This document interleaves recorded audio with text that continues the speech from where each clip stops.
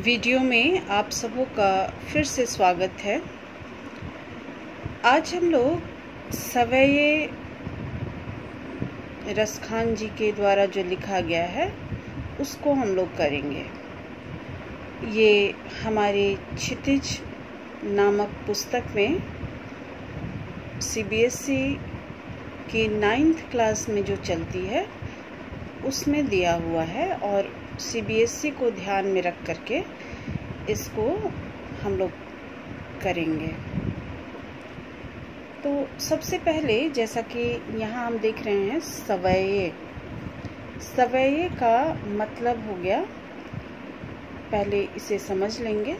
सवैये का मतलब होता है एक प्रकार का ये छंद होता है और इसमें वर्णों की संख्या 22 या 26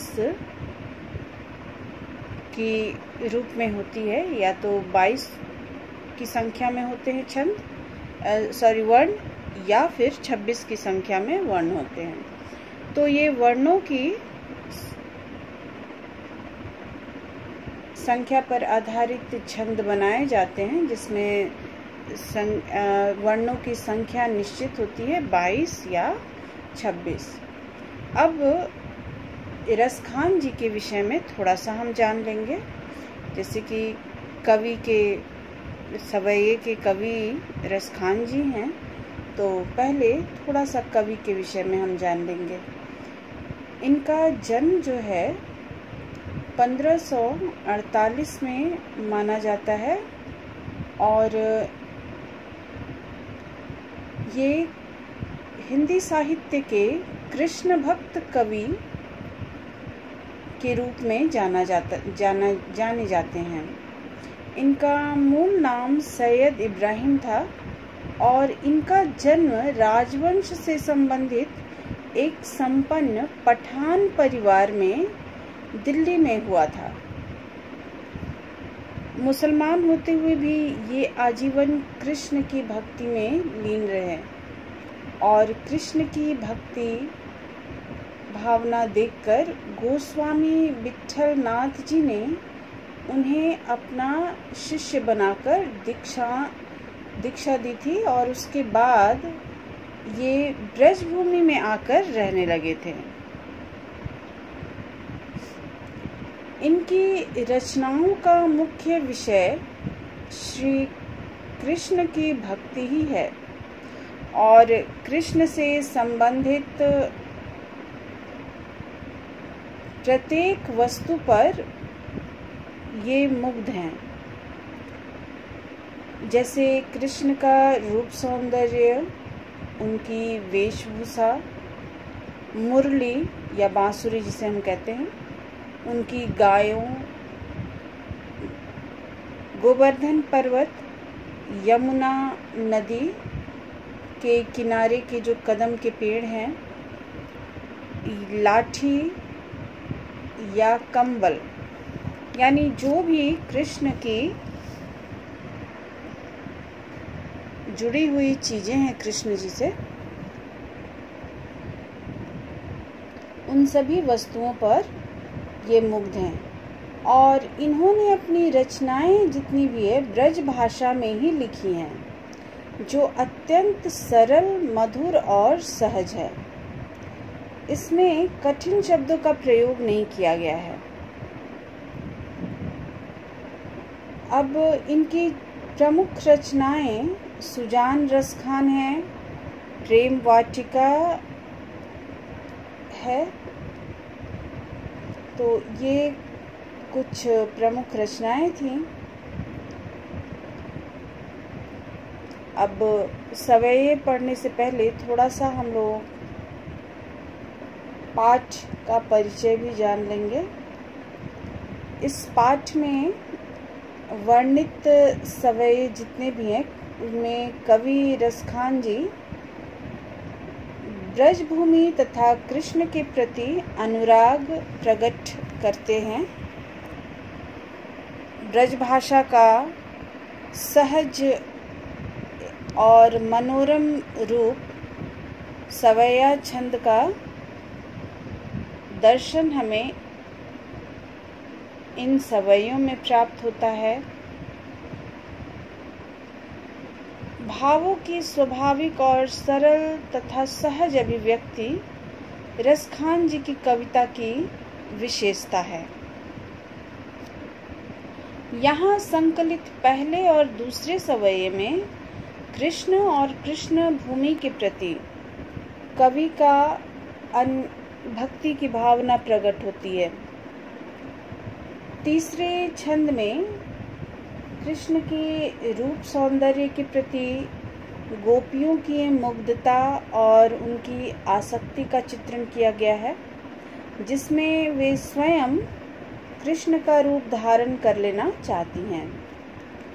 और चौथे छंद में कृष्ण की मुरली की धुन और उनकी मुस्कान के अचूक प्रभाव और गोपियों की विवशता का वर्णन किया गया है। तो अभी सबसे पहले अब हम लोग पहला वाला सवैये, पहले छंद में हम लोग आ जाएंगे। पहला सवैया, मानुष हों तो वही रसखानी, बसों ब्रज गोकुल गांव के गवारन।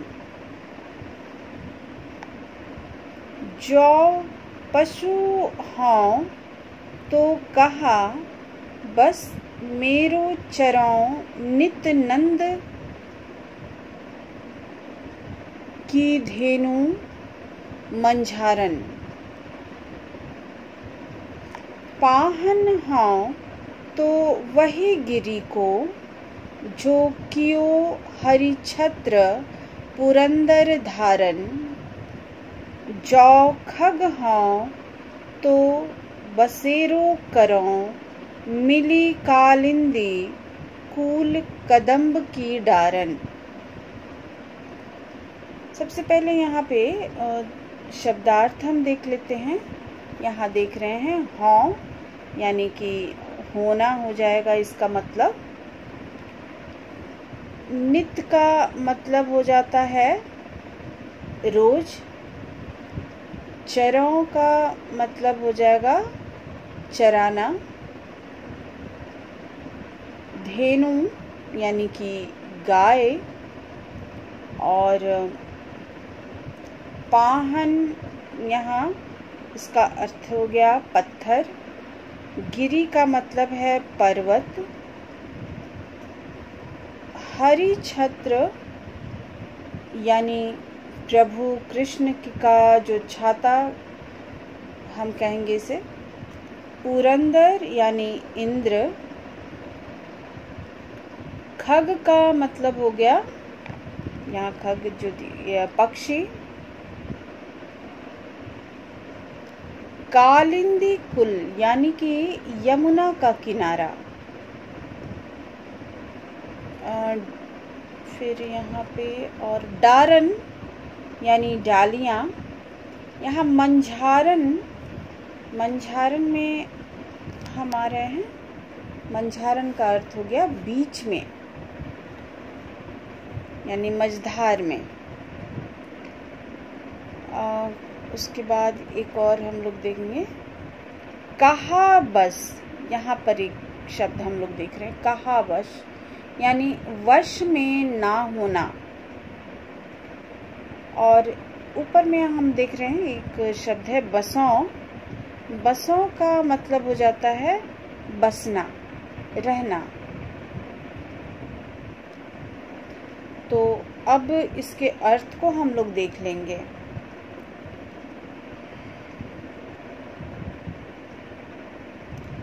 रसखान जी इस सवैये में, यानी ये पहला सवैया है, प्रथम सवैये में कृष्ण के प्रति भक्ति भाव में सर्वस्व समर्पण की कामना करते हैं और कहते हैं कि कवि को, यहाँ पे हम देख रहे हैं, कवि को श्री कृष्ण से इतना प्रेम है कि वह युग युगांतर तक उनकी समीपता पाना चाहते हैं। भले ही उनकी समीपता किसी भी रूप में मिले,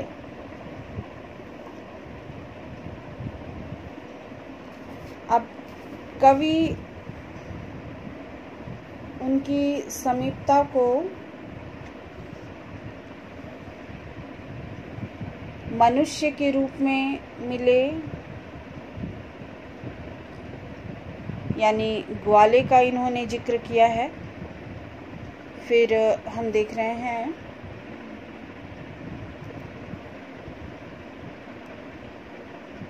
पशु के रूप में उन्होंने गाय को कहा है, पत्थर है गोवर्धन के लिए, और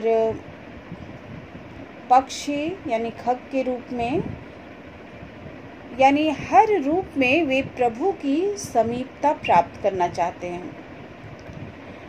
तो यहाँ कृष्ण की लीला भूमि ब्रज के प्रति अपना लगाव प्रकट करते हैं और कहते हैं कवि कि यदि उन्हें फिर जन्म लेना पड़े तो अगले जन्म में यदि मनुष्य के रूप में उन्हें जन्म प्राप्त होता है तो वे कहते हैं कि उन्हें गोकुल गांव के ग्वालों के बीच में निवास करना वो चाहेंगे। अगर उन्हें पशु के रूप में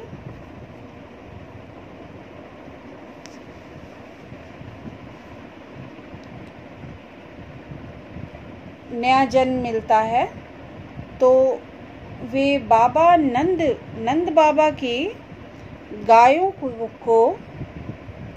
के बीच में वे चरना चाहते हैं। आगे कहते हैं कि यदि मैं पत्थर के रूप में अगर मुझे जन्म मिलता है तो मैं उसी पर्वत यानी गोवर्धन पर्वत का पत्थर बनना चाहता हूँ, जिसे भगवान कृष्ण ने अपनी छोटी उंगली पर उठाकर गोकुल वासियों को इंद्र के प्रकोप से बचाया था। और अंत में कहते हैं कि यदि मैं पक्षी के रूप में मुझे जन्म मिलता है, यदि मैं पक्षी बनता हूँ तो उसी यमुना नदी के किनारे जो कदम के पेड़ हैं उसकी डालियों पर अपना बसेरा बनाऊंगा, जिसके नीचे श्री कृष्ण रास लीला रचाया करते थे।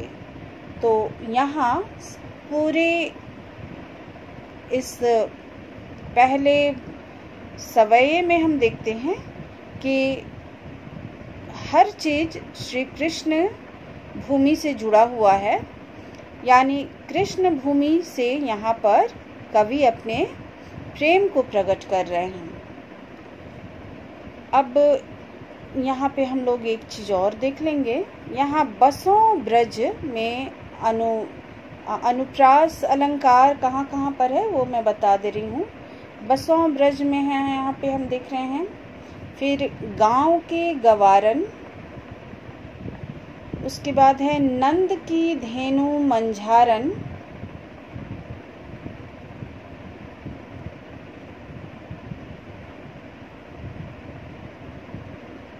कालिंदी कुल कदम्ब की डारन। तो इन जगहों पर हमारा ये देख सकते हैं हम लोग कि बसों ब्रज, गांव के गवारन और कालिंदी कुल कदम की डारन, ये अनुप्रास अलंकार हमें यहाँ पर नजर आ रहे हैं। अब हम लोग आगे दूसरे वाले में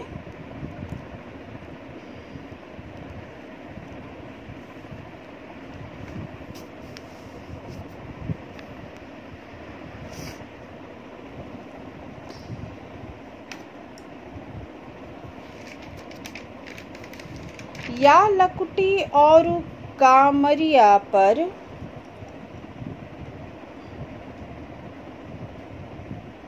राजती हूँ पुर को तजी डारो, आठवीं सिद्धि नौवों निधि के सुख नंद की गाय चराई बिसारों। रसखान कबों इन आखिन सौ ब्रज के वन बाग तड़ाग निहारों। कोटिक एक कल धौत के धाम करील के कुंजन ऊपर वारों। अब ये इस दूसरे सवये का, दूसरे छंद का सबसे पहले हम लोग शब्दार्थ थोड़ा समझ लेंगे।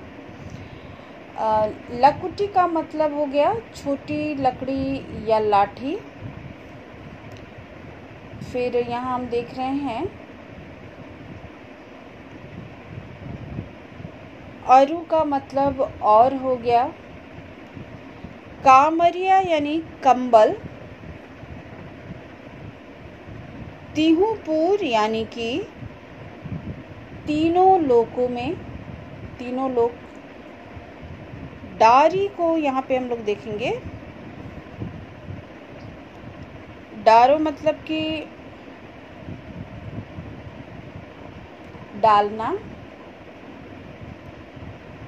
गाय का मतलब तो गाय ही होगा। और तड़ाग में हम लोग आ जाएंगे। यहाँ तड़ाग, तड़ाग का मतलब हो गया तालाब। कोटिक का मतलब हो जाता है करोड़ों। और कलघौत के धाम यानी कि सोने चांदी के महल।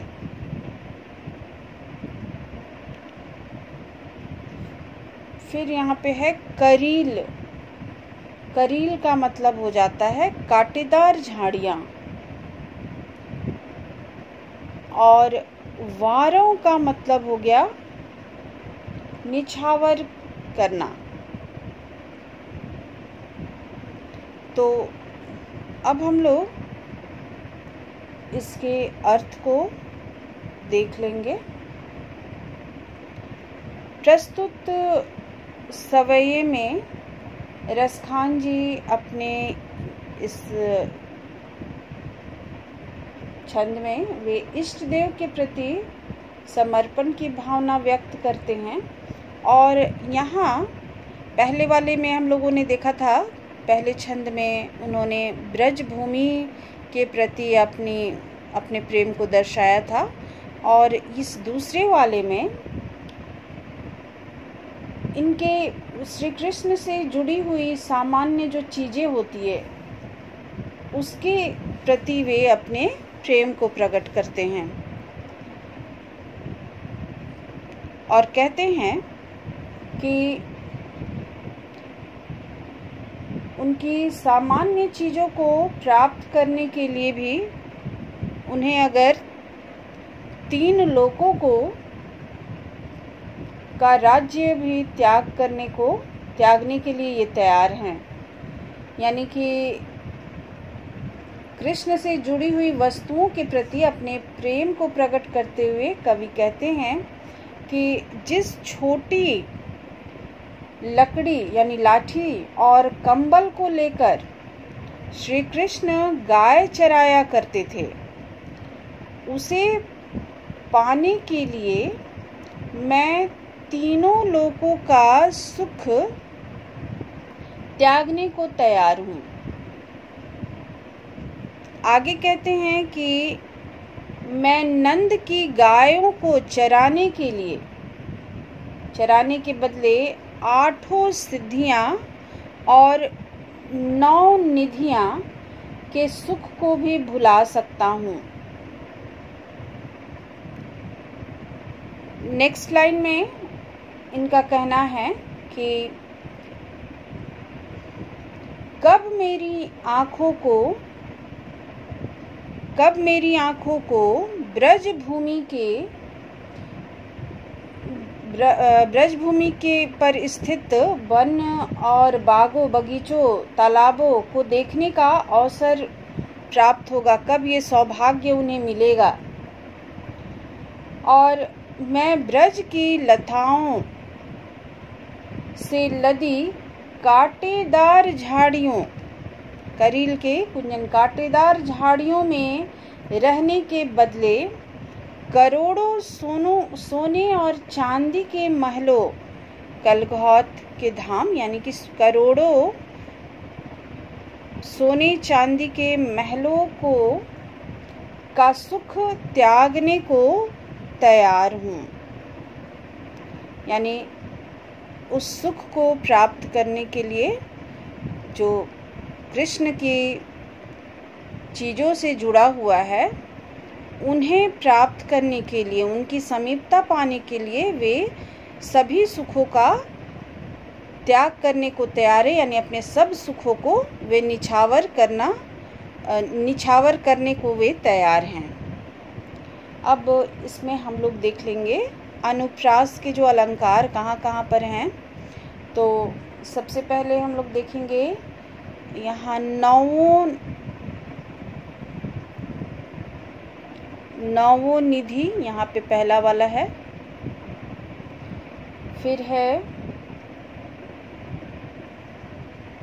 कोटिक ए कलघौत, यहाँ पर भी है। फिर है करील के कुंजन, तो ये एक है वन बाग,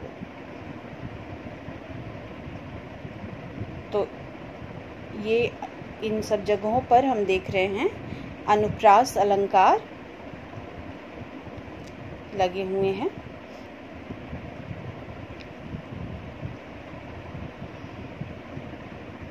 तीसरा वाला सवैया में हम लोग देखेंगे, जैसा कि मैंने पहले ही बताया था कि थर्ड वाला में अब यहाँ कृष्ण के सौंदर्य पर गोपियाँ मुग्ध हैं और उनके सुंदरता के विषय में हम यहाँ देखेंगे। और वे स्वयं भी उसी तरह से बनना चाहती हैं, उस कृष्ण के रूप को धारण करना चाहती हैं।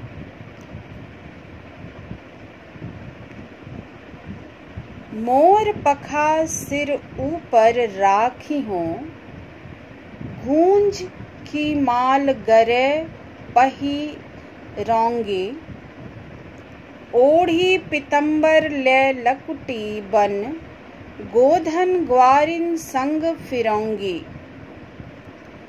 भाव तो वो ही मेरो रसखानी, सो तेरे कहे सब स्वांग करौंगी। या मुरलीधर की अधरान, धरी अधरा ना धरौंगी।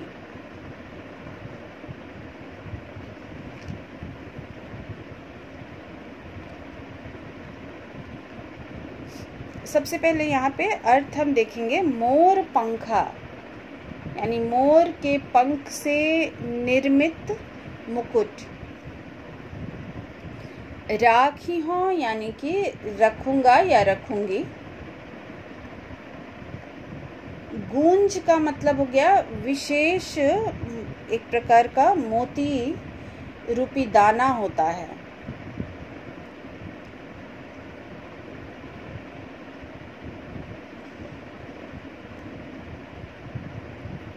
गरे का मतलब यहाँ पे गले के विषय में कहा जा रहा है, गला। पहरौंगी यानी पहनना। फिर है इधर आगे हम लोग 2 दिन ओढ़ी पितंबर। फिरौंगी यानी कि घूमना। भावतों का मतलब है अच्छा लगना। स्वांग यानी वेश बदलना। अधरान यहाँ पे होठों पर धरना या धरी मतलब होठों पर धरना। अधरा यानी होठ। तो अर्थ इसका इस प्रकार से निकलेगा कि इस सवैये में रसखान जी कृष्ण के रूप सौंदर्य के प्रति गोपियों की मुग्धता या उनकी आसक्ति का चित्रण किए हैं, जिसमें गोपियां स्वयं कृष्ण का रूप धारण करना चाहती हैं, किंतु उनकी मुरली को वे अपनी सौतन मानती हैं और उससे ईर्ष्या करती हैं। तो इस सवैये में कृष्ण के सौंदर्य पर मुग्ध होकर एक गोपी श्री कृष्ण का सानिध्य पाना चाहती है तथा दूसरी गोपी से कहती है कि हे सखी, यानी अपने मन की बात वो अपनी सखी से कहती है, हे सखी, कृष्ण की तरह ही अपने सिर पर मोर के पंखों का मुकुट तथा गले में गुंज की माला पहनूंगी। मैं पीतंबर यानी पीला, मैं पीले वस्त्र धारण करके कृष्ण की तरह गायों के पीछे छोटी लकड़ी लेकर वनों में फिरना चाहती हूँ।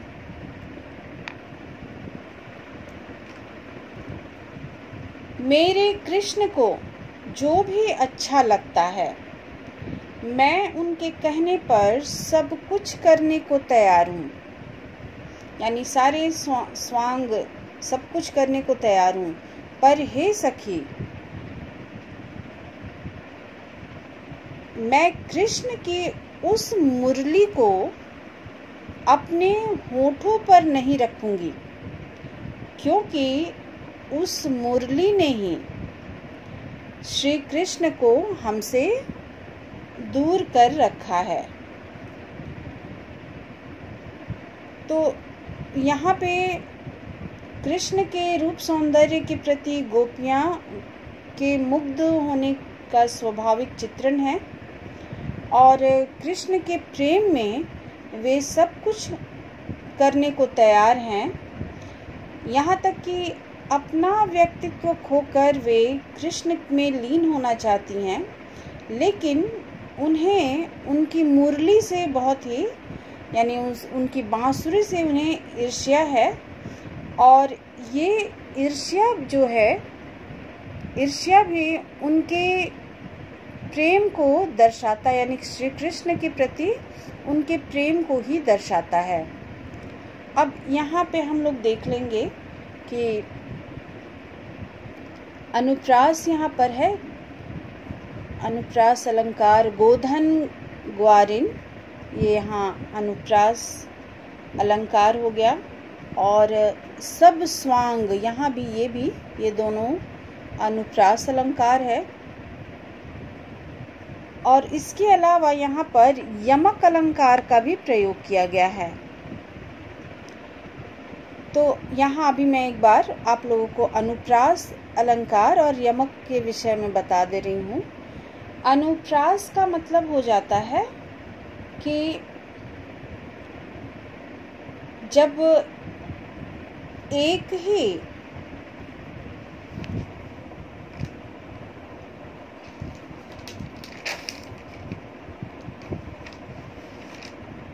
वर्ण बार बार आता है और काव्य को सुंदर रूप प्रदान करता है,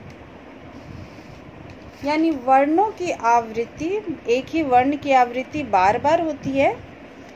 यहाँ पे गोधन में ग, गोधन ग्वारिन ग का आवृत्ति हुआ है। तो इस तरह से जहाँ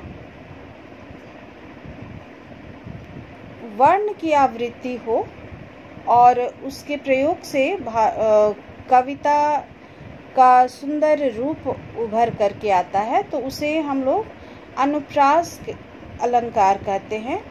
जबकि यमक अलंकार में होता यह है कि एक ही शब्द को 2 या 2 से अधिक बार, यहाँ पर हम देख रहे हैं मुरली जो है, मुरली को यहाँ 2 बार, मुरली मुरलीधर, अधरान अधरा। तो इस तरह से हम देख रहे हैं कि एक ही शब्द को 2 बार प्रयोग किया गया है और दोनों बार इनके अर्थ अलग अलग निकल रहे हैं। यहाँ मुरली का अर्थ हो गया बांसुरी, जबकि मुरलीधर यानी कि कृष्ण के विषय में कहा जा रहा है। तो शब्द उसी तरह से यहाँ पे अधरा का मतलब होंठ और अधरान यानी होठों पर। तो एक ही शब्द के जब अलग अलग अर्थ निकलें, बार बार प्रयोग में हर बार इसका अर्थ अलग निकलता है, तो उसे हम यमक अलंकार कहते हैं। अब हम लोग आगे चौथे वाले ये में हम लोग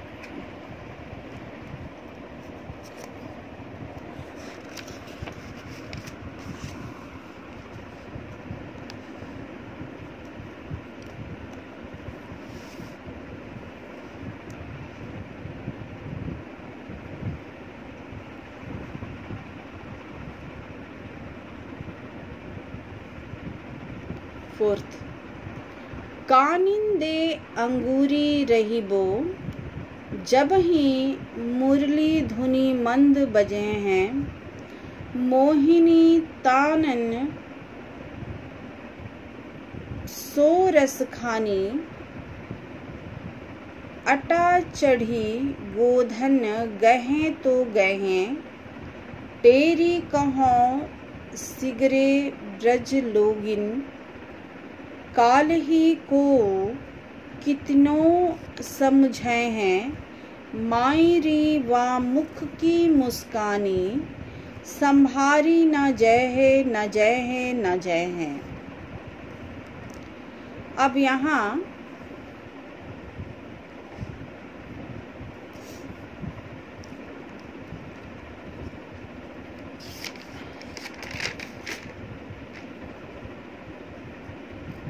अर्थ को देखेंगे पहले हम लोग। काननी का मतलब हो गया कानों में, पहला यहाँ वर्ड है काननी यानी कानों में। दय यानी कि देकर। धुनी का मतलब हो गया धुन या ताप। मंद यानी धीमा। तानन का मतलब हो गया यहाँ मोहिनी तानन। तानन का मतलब हो गया तानों से। अटा का अर्थ हो गया अटारी, कोठा या अट्टालिका अथवा महल। यहाँ अटा का अर्थ अनेक अर्थ है। टेरी का अर्थ हो गया यहाँ पुकारना, पुकार कर किसी को बुलाना। सिगरे का अर्थ हो जाता है यहाँ पे संपूर्ण यानी समूचा। काल ही यानी कल।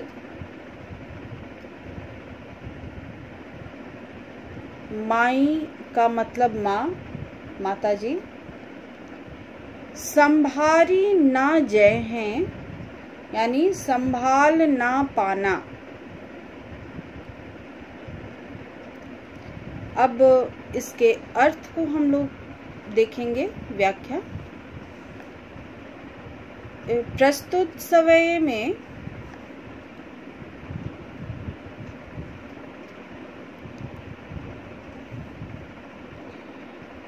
कृष्ण की मोहिनी मुस्कान और उनकी बांसुरी की मधुर तान की महिमा स्पष्ट की गई है और गोपियों की विवशता का भी वर्णन यहाँ देखने को मिल रहा है। अब सबसे पहले कहा जा रहा है कि कृष्ण की मुरली या बंसी की जो धुन है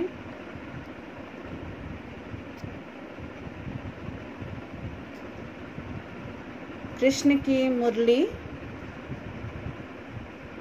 या बंसी के मोहक धुन पर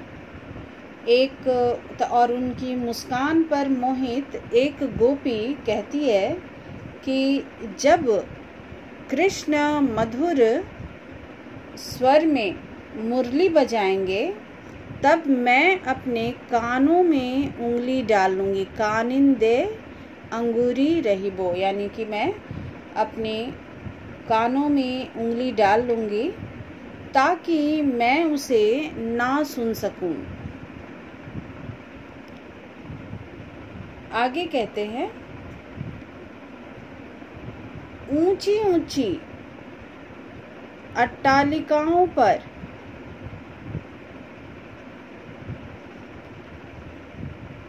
चढ़कर कृष्ण गोधन गाते हैं तो गाते रहें। गोधन गए हैं तो गए हैं, यानी गाते हैं तो गाते ही रहें। मेरे ऊपर इसका कोई असर नहीं होगा। मैं ब्रज के लोगों से चिल्लाकर कहना चाहती हूँ, या शीघ्र मैंने सभी पूरे ब्रज के लोगों से पुकार कर चिल्लाकर कहना चाहती हूँ कि कल को मुझे कोई कितना भी समझाए, पर श्री कृष्ण की एक मुस्कान पर मैं अपने वश में नहीं रह सकूंगी। मुझ पर उनकी मुस्कान का जादू अवश्य ही चल जाएगा। यानी यहाँ अपनी विवशता को बताते हुए गोपी कहती है कि मैं उनकी धुन को नहीं सुनने के लिए उंगली तो अपने कानों में उंगली डाल लूँगी, भले ही कृष्ण कितने भी गाते रहेंगे, लेकिन मैं उनके गानों की जो तान की जो आवाज़ है वो मेरे कानों में नहीं पड़ेगी। तो यहाँ वो किसी प्रकार से अपने आप को उनके आकर्षण से मुक्त करना चाहती है, लेकिन अगले ही पल कहती है कि भले ही मैं उनकी तान से खुद को बचा लूं, लेकिन अगर मेरे सामने श्री कृष्ण की मुस्कान, अगर मुस्कुराता हुआ चेहरा अगर मेरे सामने आ जाता है तो उनकी मुस्कान का जादू जो है वो मुझ पर चल जाएगा और मैं अपने आप को वश में नहीं रख पाऊंगी। यानी यहाँ अपनी विवशता के विषय में भी कहती है। अब इसमें हम लोग देख लेंगे कि अनुप्रास कहाँ कहाँ पर प्रयोग किया गया है। तो गोधन गए हैं तो गए हैं, फिर काल ही को कितनी, काल ही को कितनों, यहाँ पर यही वाला हो गया 2, और न जय हैं न जय हैं न जय हैं, ये वाला लास्ट वाला जो है पुनरुक्ति अलंकार है, यानी बार बार एक ही बात। पुनरुक्ति का मतलब होता है बार बार कहना एक ही बात, पुनः उक्ति, फिर से बोलना। तो न जय हैं न जय हैं न जय हैं, तो पुनरुक्ति अलंकार है ये। तो यहाँ चैप्टर का जो भी भावार्थ था मैंने बताने की कोशिश की है। शायद आप लोगों को थोड़ी मदद हो जाएगी। वीडियो अगर पसंद आता है तो लाइक ज़रूर कीजिएगा।